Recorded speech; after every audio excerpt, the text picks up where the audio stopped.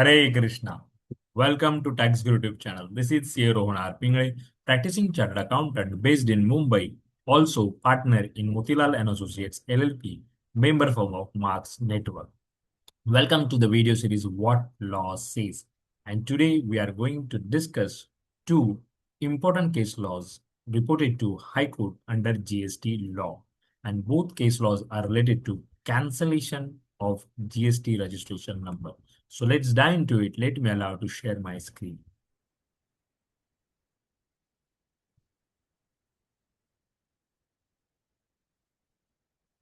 Yes, so let's start. Today's first case, Arup Sarkar versus State of West Bengal, Kolkata High Court, date of order 6th April 2026, very latest. Let's understand facts of the case. The petitioner was a registered taxable person under the GST law. Registration was cancelled by the department primarily due to what? Non-filing of statutory returns, very common, and consequential non-payment or non-discharge of tax liability linked to the such default. So importantly, there was no allegation of fake invoicing, no allegation of fraudulent registration, no allegation of bogus transactions, no allegation of tax evasion or suppression. The petitioner challenged the cancellation before the appellate authority. So the appellate authority upheld the cancellation since the GST appellate tribunal remedy was practically not operational or effective at that stage. The petitioner approached the High Court. So petitioner argued that without GST registration, business operations become what? Commercially impossible. Invoices cannot be lawfully issued. Compliance becomes structurally difficult and government revenue itself what suffers. So, what was issue under consideration? Whether GST registration cancelled merely for a procedural lapses, procedural non-compliances, such as non-filing of the returns, in the absence of allegations of fraud or tax evasion, should continue to remain cancelled when such cancellation itself prevents future compliance and revenue generation. Very important. Let's see legal provisions. Under the CGST Act, Section 29, that talks about governs cancellation or suspension of registration. Registration may be cancelled in specified situations, including what? Non-filing of the returns. Section 30 talks about mechanism for revocation of cancellation. Section 107, appeal to appellate authority. Article 226 of Constitution, that is the writ jurisdiction of the High Court, where natural justice violated, alternate remedy ineffective, and arbitrary and administrative action exist. So GST administrative principle include here power to cancel registration is what? Regulatory, not punitive in a mechanical descriptive senses. Very important to understand this principle meaning of it. What? Power to cancel registration is a regulatory, not a punitive in a mechanical destructive sense. So let's see contentions of the assessee. Cancellation was excessively harsh for a procedural lapse. Default was curable through filing pending returns, payment of tax, payment of interest, penalty if applicable, no fraud or evasion alleged. Registration cancellation prevents what? Lawful business continuation. So without registration, no taxable outward supply possible, no invoice issuance, customers lose confidence, and working capital gets affected. So GST objective is what? Tax collection, not business extinction. So restoration would actually improve what? Compliance and revenue recovery also is what contended by the assessee. So what were the contentions of the revenue? Revenue contended that statutory non-compliance existed. Okay. Taxpayer failed to file returns despite the obligations. Proper officer acted within the statutory powers under Section 29. Statutory remedies existed. Taxpayer cannot seek equity after the compliance default. So that what revenue contended. So let's see what High Court observed and held. Court noted what? Absence of fraud, sham transactions, tax evasion allegations. Cancellation for mere procedural non-compliance should not be treated identically with a fraudulent conduct. The court recognized commercial reality, that is, cancellation disables the business. Disable business cannot generate taxable turnover, and reduced business means reduced tax revenue also to the government. So GST is intended to facilitate formal commerce, not obstruct it unnecessarily. So restoration subject to the compliance is more consistent with the statutory objectives. Court followed pragmatic justice rather than the hyper-technical enforcement.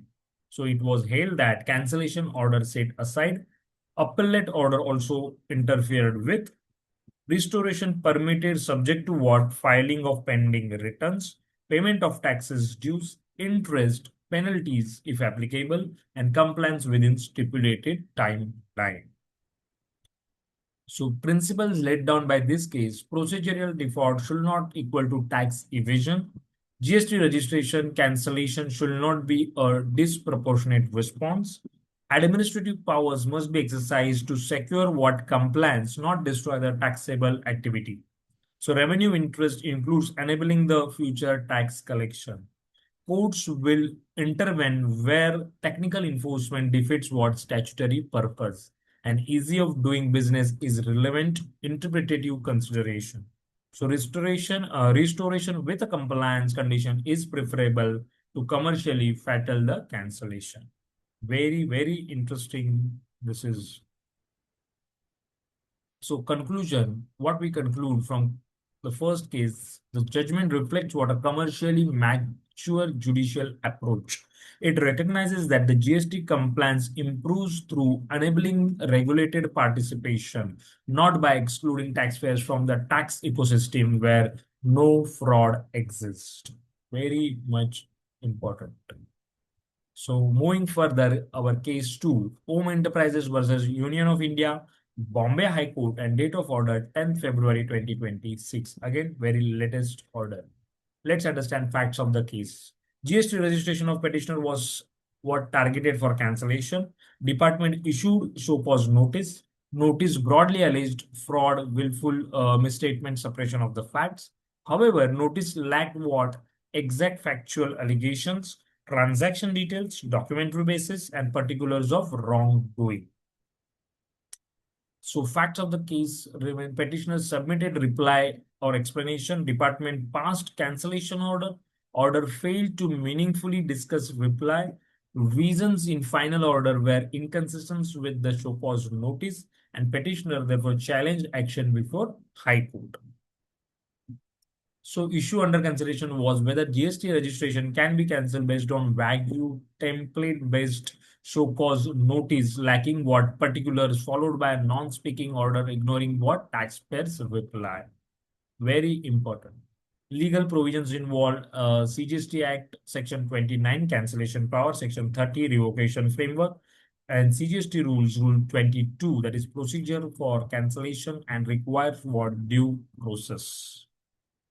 So constitutional principles, Article 14, Article 19, and Article 226, and natural justice, audi alteram partem. So effective notice, meaningful opportunity is required, and reason adjudication. So moving further, let's understand contentions of the assessment. Show cause notice was vague and unintelligible. No particulars of alleged fraud provided. Impossible to defend against unspecified accusations. Reply was ignored. Final order was mechanical. Cancellation without due process what violates the natural justice, and registration is essential for business continuity, is what contended by the assessee. Let's see revenues contentions. Department acted within the statutory powers. Taxpayer had opportunity to respond. Alternate statutory remedies existed, and administrative action should not be lightly interfered with. So let's see what High Court observed and court strongly criticized mechanical administrative of functioning.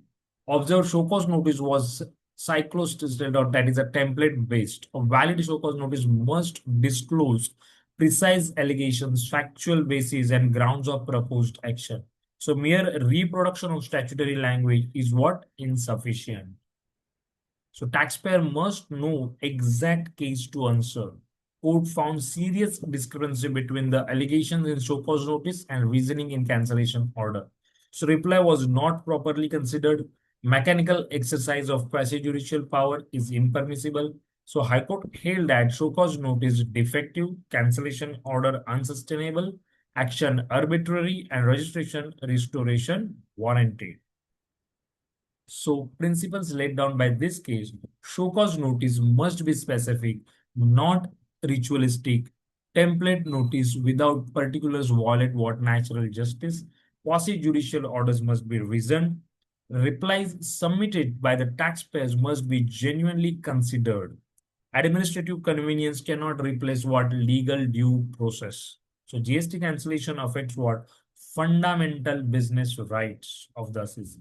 So courts will quash arbitrary cancellation actions. So what conclude from case 2 is this judgment is a powerful reminder that procedural fairness is not optional in GST administration. A defective foundation cannot sustain pursue final action. But even then, the department or at the first level, they are canceling the registrations and provide the reason in cancellation order that is a copy paste. Whatever they are, even though mentioning in the show cause notice, same is copy paste and without considering the it seemed that from that particular thing is that they are not verified whatever response submitted by the assessee. That is happening at a practical level. Still, that is going on. So that need to be stopped from the department because of these decisions. So that's it for today. Thank you. Thank you so much for patient hearing. If you have any questions, observations, suggestions, then do let me know via WhatsApp, email, or you can also comment below the video. If you are not yet subscribed to Tax YouTube channel, then do subscribe for latest updates and video series like this. Hope you are gaining valuable knowledge from all these updates and video series. Thank you. Thank you so much once again. Bye bye. Take care. See you soon. Hare Krishna.